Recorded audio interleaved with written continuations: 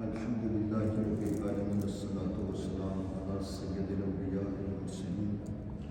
وأئمة أهل بيته الطيبين الطاهرين المعصومين المظلومين ولعنة الله عليهم أجمعين من ظلمهم إلى قيام يوم الدين. قرآن مقدس جو کہ صبح قیامت تک کے لیے پروردگار نے ہدایت بشر کے لیے نازل فرمایا، اور یہ معجزہ ہے صبح قیامت تک کے لیے، جو سارے ادوار جو ہیں اس کو سمجھنے سے عاجز ہیں. اس کی تشریح، اس کی توضیح، اس کی تفسیر جو ہے وہ کسی فرد و بشر جو ہے اس کے بس کے اندر نہیں ہے، سوائے ان ہستیوں کے کہ جن کو پروردگار نے علم دیا اور جن کو وارثان قرآن جو ہے وہ قرار دیا. وہی جو ہے وہ قرآن کی تفسیر جانتے ہیں، چونکہ وہ ناطق قرآن ہے اور یہ صامت قرآن ہے. صامت قرآن جو ہے وہ اس منزل پر خاموش ہے جو سینہ مصطفیٰ پہ نازل ہوا، اور قیامت والے دن جو ہے یہ اسی انداز سے مجسم اور قرآنی صورت میں جس وقت آئے گا تو اس وقت وہاں پر اللہ کے دربار میں جو ہے وہ بولے گا. تو اسی لیے سلطان الانبیاء نے اس جان فانی سے آنکھیں بند کرنے سے پہلے فرمایا، میں تمہاری ہدایت کے لیے تاکہ تم گمراہ نہ ہو سکو، صراط مستقیم سے نہ ہٹ سکو، تو دو چیزیں چھوڑ کر جا رہا ہوں، قرآن اور قرآن ہے. تو قرآن جو ہے چونکہ تمام کائنات کے علوم کا یہ منبع ہے، یہ مقصد ہے سارے علوم کا. تو جہاں مختلف جگہوں پر مختلف عنوانات کے تحت جو ہے وہ قرآن نے بحث کی ہے، تو آج جو سلسلہ ہے مقدس الپاکیزہ جو اس میں بنی اسرائیل جو ہے ان کے بارے میں پروردگار نے تذکرہ کیا، اور قرآن نے متعدد جگہ پہ جو ہے بنی اسرائیل جو ہے ان کا تذکرہ کیا. اور بنی اسرائیل کا سلسلہ جو ہے وہ چلا ہے وہ جناب حضرت یعقوب علیہ السلام سے، اور یہ اسرائیل سے جو ہے یہ مل کر بنا ہے. یہ عبرانی زبان ہے اور جس کا مطلب ہے عبداللہ، یعنی اللہ کا بندہ. اب تو وہ کہتے ہیں، اور جو ہے وہ اللہ کو کہتے ہیں اسرائیلی زبان میں. تو حضرت یعقوب علیہ السلام جو ہیں، چونکہ یہ دو جڑواں بھائی پیدا ہوئے تھے، ایس اور جناب یعقوب علیہ السلام. چونکہ جناب یعقوب جو ہے وہ پہلے دو بھائی پیدا ہوئے، ایس اور اس کے بعد جناب یعقوب علیہ السلام پیدا ہوئے، تو اس لیے جو ہے ان کو یعقوب جو ہے کہا جاتا ہے. ان کا نام جو ہے حضرت یعقوب اس لیے ہے. اور یہ سارے کے سارے بنی اسرائیل کا جو سلسلہ ہے پھر چونکہ وہاں سے چلا ہے، اور یہ اولاد ہیں جناب اسحاق علیہ السلام کی، اور وہ بیٹے ہیں جد الانبیاء حضرت ابراہیم علیہ السلام کے. تو پروردگار نے یہاں پر بنی اسرائیل پر مختلف ان کا تذکرہ کیا، اور گویا اس طرح ہوا کہ بار بار چونکہ نافرمانی کرتے رہے، حکم عدولی کرتے رہے، قانون الہی جو ہے اس کو وائلیٹ کرتے رہے، تو پروردگار نے بار بار ان کو کہا کہ دیکھیں اللہ نے تم پر کتنی نعمتیں نازل کی ہیں، بے حد و سب تم پر نعمتوں کا جو تو ہر فرد و بشر پر پروردگار کی نعمتیں جو ہے وہ ہیں، لیکن خصوصی طور پر ان کا تذکرہ کیا چونکہ انہوں نے نافرمانیاں بہت زیادہ کی ہیں. ابھی بھی آپ دیکھ لیں کہ اس دور کے اندر بھی دنیا کے اندر جو سب سے زیادہ فساد ہے، قتل و غارت ہے، خون جو بہایا جا رہا ہے، اور جو کسی کی بات نہیں سن رہے، وہ سارے کے سارے یہی وہ یہودی ہیں، وہ سارے کے سارے اسرائیلی ہیں. تو اب اس کے بعد آگے جا کر بات آئے گی، تو یہ جتنے یہودی ہیں چونکہ جناب یعقوب علیہ السلام کے چوتھے بیٹے جو ہیں یہودا جو ہے یہ ان کی اولاد سے ہیں، تو اس لیے یہ سارے کے سارے جو ہے منسوب ہوئے. چوتھے بیٹے ہیں جناب یعقوب علیہ السلام کے. آپ کو پتہ ہے کہ جنہوں نے پھر جناب یوسف علیہ السلام کو جو ہے وہ جب کنویں میں اندر ڈالا تھا. تو یہاں پر پروردگار نے تذکرہ کیا، یا بنی اسرائیل اذکروا نعمتی التی انعمت علیکم وانی فضلتکم علی العالمین. بنی اسرائیل والو میری نعمت کا ذکر کرو، اس پر غور کرو، سوچو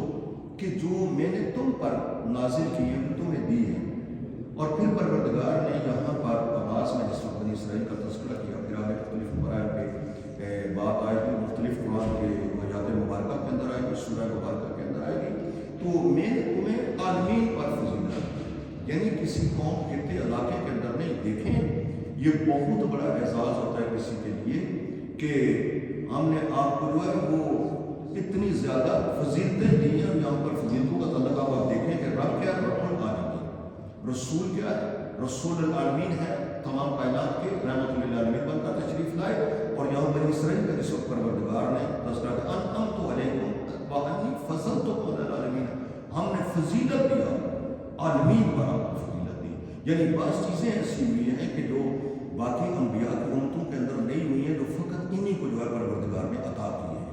اور پھر انہوں نے یہ 2 سال نافرمانیاں کی، اللہ کے قانون جو ہے اس کو توڑا ہے، بار بار شکنی کی ہے وعدہ وعید کرنے کے باوجود. تو پھر اسی لیے مختلف اوقات اور مختلف زبانوں کے اندر ان پر جو ہے عذاب الہی جو ہے نازل ہوتا رہا. تو اس کے بعد واتقوا یوما لا تجزی نفس عن نفس شیئا، پروردگار ارشاد فرماتے ہیں کہ واتقوا یوما، اس دن سے ڈرو جس دن کوئی کسی کا بدل نہیں ہوگا، کوئی نفس کسی نفس کا بدل نہیں ہوگا.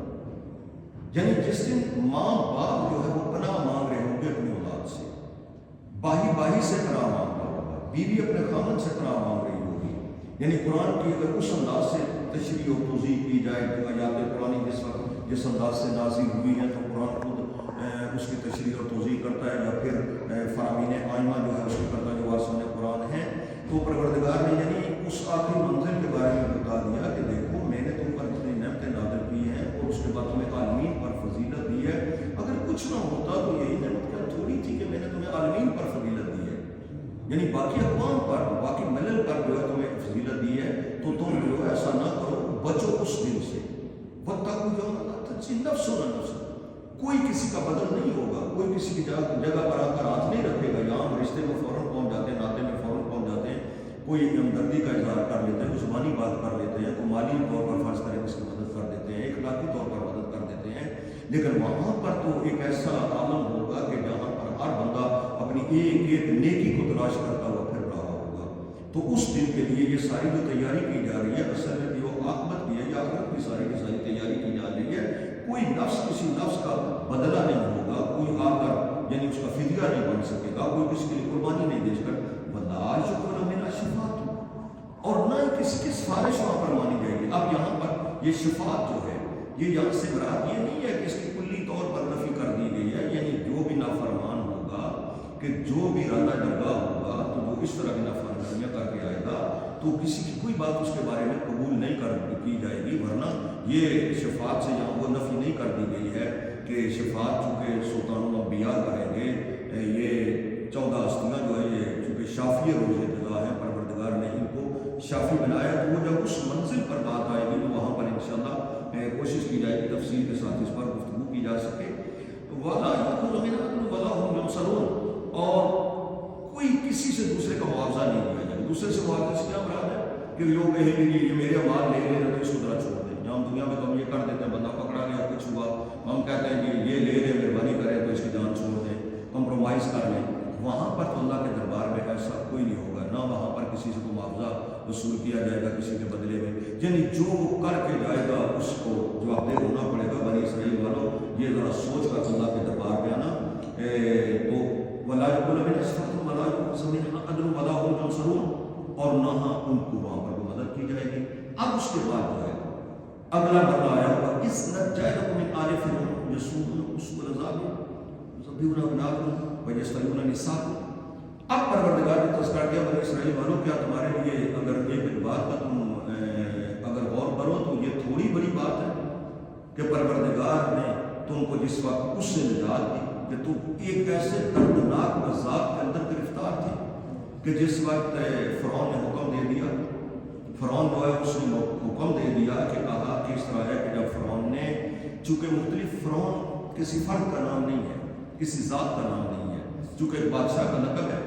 جس طرح اس زمانے میں ایران کا جو بادشاہ ہوتا تھا، حکمران جو ہوتا تھا، اس کو کسرا کہا جاتا تھا. اسی طرح بشر یہ جو سائڈ جتنی ہے اس کے بادشاہ کو جو ہے وہ نجاشی کہا جاتا تھا. اسی طرح آپ نے دیکھا ہوگا کہ کیسر روم کے دربار میں جس وقت ذات قدسیہ کے بارے میں ہے کہ جس وقت جناب عبدالمطلب تشریف لے کر گئے تو وہاں پر اس بادشاہ کو جو ہے کیسر کہا جاتا تھا. یمن کا بادشاہ جو تھا تب کہا جاتا تھا. اسی لیے مختلف جو ہے یہ رقابات ہیں. اسی طرح جو بنی اسرائیل والے تھے تو ان کا جو حکمران جس وقت آتا تھا تو اس کو فرعون کہا جاتا تھا،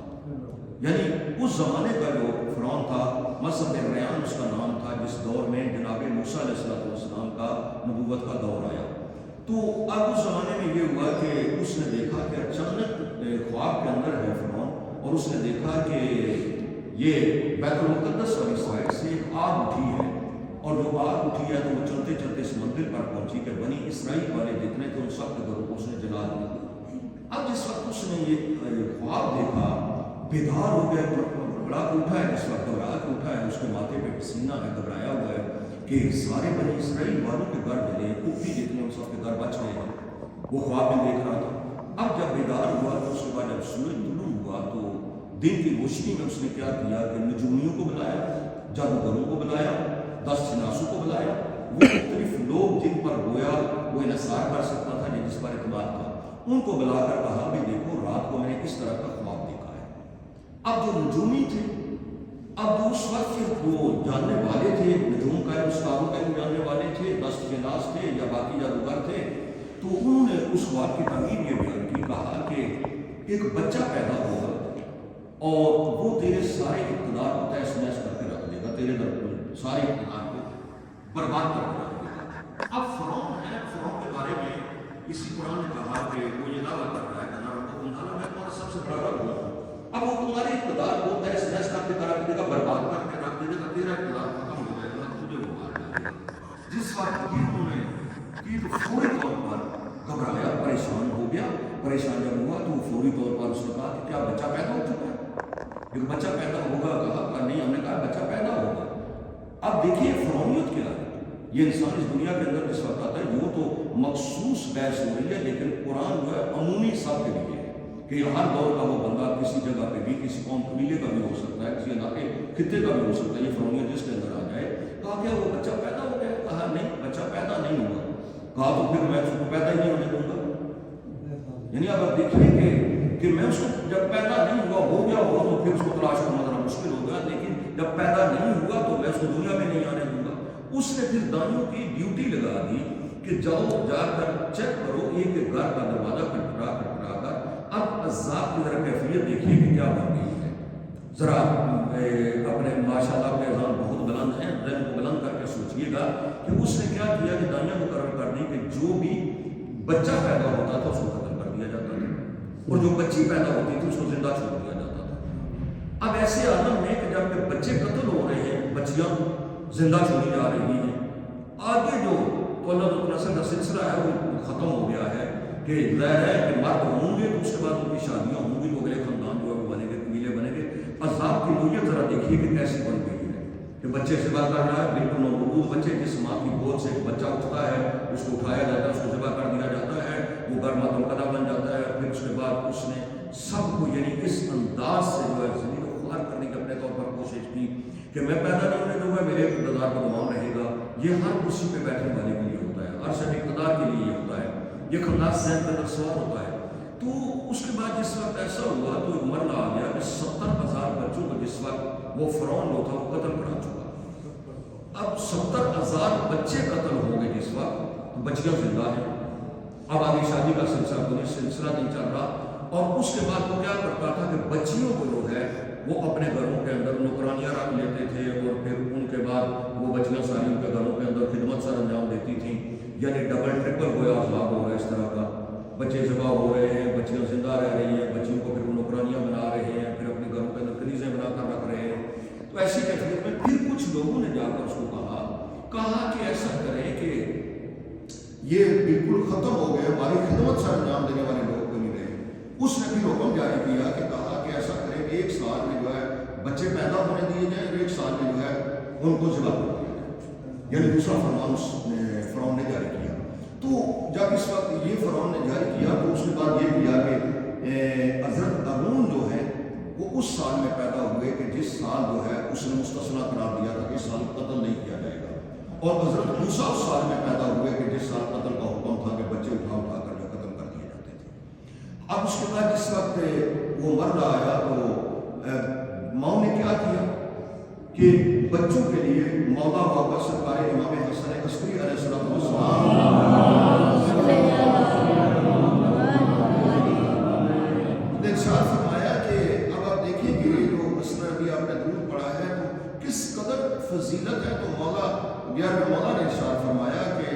وہ کیا کرتے تھے کہ ان کو حکم دیا گیا کہ آپ ایسا کریں کہ آپ 11 مرتبہ درود پڑھ کے، بعض روایات کے اندر 10 مرتبہ آپ درود پڑھ کے 10 11 کا، تو آپ ایسا درود پڑھ کے اپنے ان بچوں کو جو ہے وہ چھوڑ دیں، تو وہ بچے جو ہے وہ زندہ بچ جاتے تھے، ان کی طرف کوئی توجہ نہیں دیتا تھا، دور دراز چھوڑ آتے تھے، تو وہ وہی انگوٹھا اپنے منہ کے اندر رکھ کر جو ہے وہی دودھ کا ذریعہ بن جاتا تھا، ان کو خوراک کا جو ذریعہ بن جاتا تھا۔ اور اسی طرح جو بچیاں ان کے گھروں کے اندر جاتی تھیں ان کے لیے بھی یہی حکم دے دیا گیا، کہا کہ جس وقت وہ درود پڑھتی تھی، اور وہ درود بھی جناب موسیٰ علیہ السلام نے ان کو بتایا تھا، اس وقت میں پھر آگے بات آئے گی تو میں عرض کروں گا، تو وہ درود پڑھے اور اس کے بعد ان بچیوں کی عزت بھی محفوظ رہتی تھی اس کے بعد، یعنی کتنا بڑا یہ مجرد مسئلہ ہے۔ تو بہرحال وہ کیا کرتا تھا کہ پروردگار نے کہا کہ تم اس وقت کو بھی یاد کرو کہ بدترین تم پر عذاب نازل کر دیا گیا کہ جس وقت تمہارے بیٹے جو ہے ان کو ذبح کر دیا جاتا تھا، تمہاری بچیوں کو زندہ رکھا جاتا تھا، جو عذاب بدترین عذاب تھا تمہارے لیے، بیٹوں کو ذبح، بچیوں کو زندہ رکھتے تھے، اور فی ذالکم بلاء من ربکم عظیم، یہ بہت بڑی ایک عظیم بلا تھی، بڑی مصیبت تھی، بہت بڑا امتحان تھی، بہت بڑی آزمائش تھی۔ اور اس کے بعد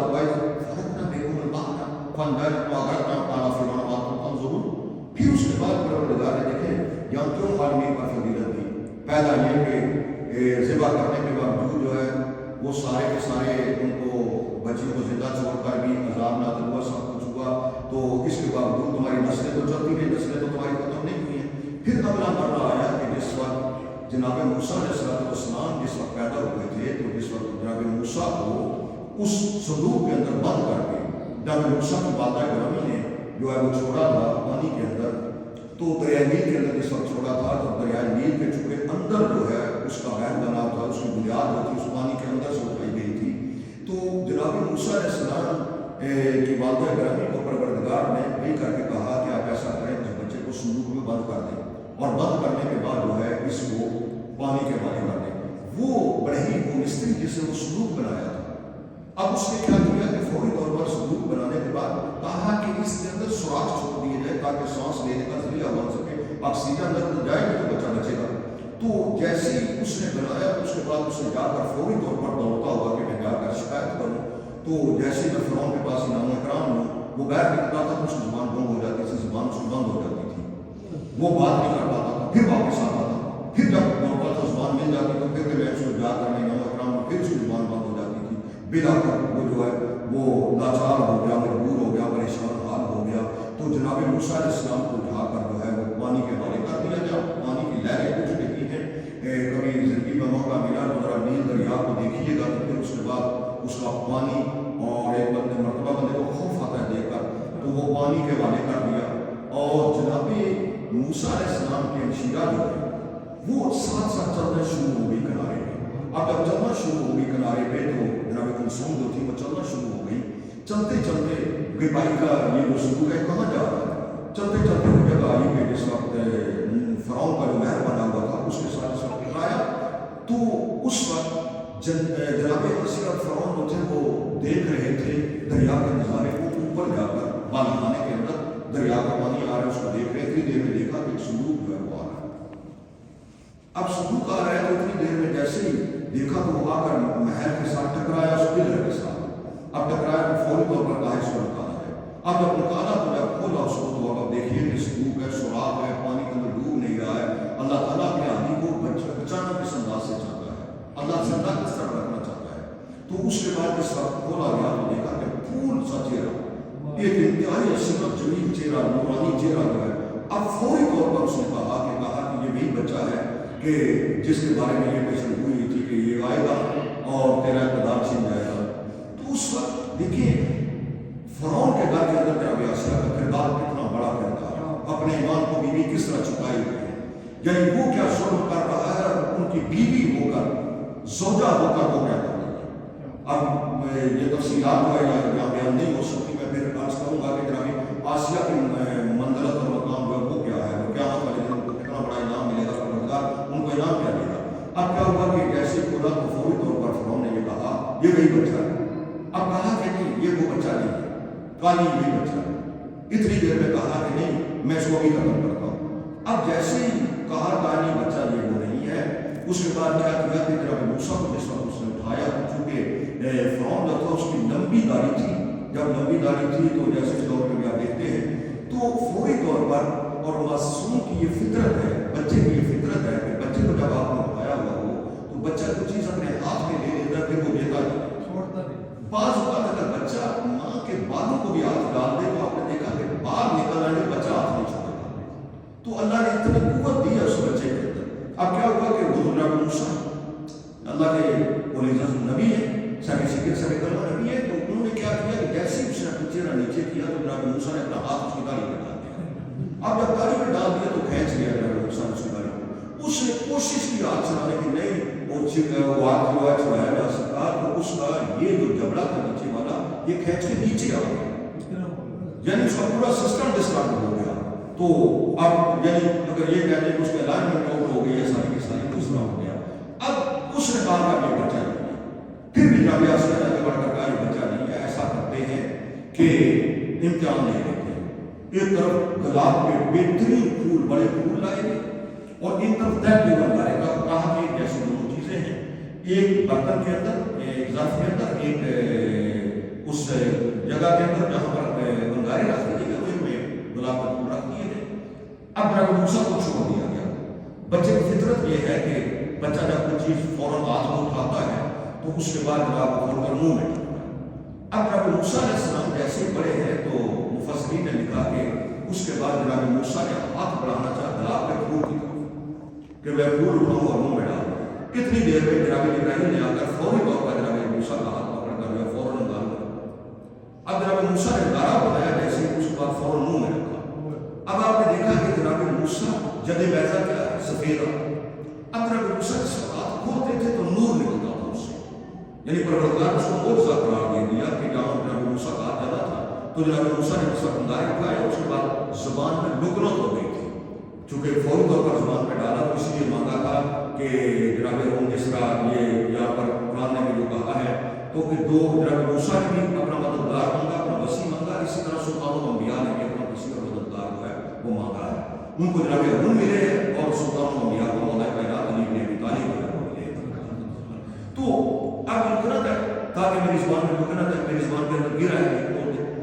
اس کے بعد کیا ہوا کہ جناب موسیٰ کی پرورش ہوتی رہی تو پھر وہ مرد آیا کہ جناب موسیٰ نے اس وقت تبلیغ الہی کا آغاز کر دیا تو پروردگار نے وہاں پر یہ کہا کہ جس وقت دونوں بھائی گئے ہیں دربار کے اندر تو پروردگار نے کہا کہ دیکھیں بات جب بھی کی جاتی ہے حکمت کے ساتھ کی جاتی ہے، درائی کے ساتھ کی جاتی ہے، یہ قرآن جو ہے اس سے توسط ہے، اس قرآن سے وابستہ ہے، کوشش کریں صبح و شام جتنی آیات پڑھ سکتے ہیں ترجمے کے ساتھ پڑھیں، اس کی تفسیر پڑھیں، نسلوں کو یہ چیز ضرور منتقل کریں۔ یہ کتنی بڑی ہدایت ہے پروردگار نے بشر کے لیے جو نازل کیا ہے، کاش کہ انسان اس کو اپنے سینے کے ساتھ نکال دے، کاش کہ اپنی زبانوں کا اس کو گرد بنا دے۔ تو اب کیا ہوا کہ اللہ نے کہا کہ تم جا رہے ہو اس کے دربار میں، لیکن یاد رکھنا وہ فرعون ہے، وہاں جو بات کرنی ہے وہاں پر بات حکمت اور دلائی کے ساتھ کرنی ہے، یعنی یہ احمق بندے کی نشانی ہوتی ہے کہ وہ بات جس وقت کرتا ہے امکانہ انداز سے کرتا ہے، ہمیشہ جو دانشمند ہوتا ہے، دانشور جو ہوتا ہے، اسی لیے مولا و پاکر امام علی زین العابدین علیہ السلام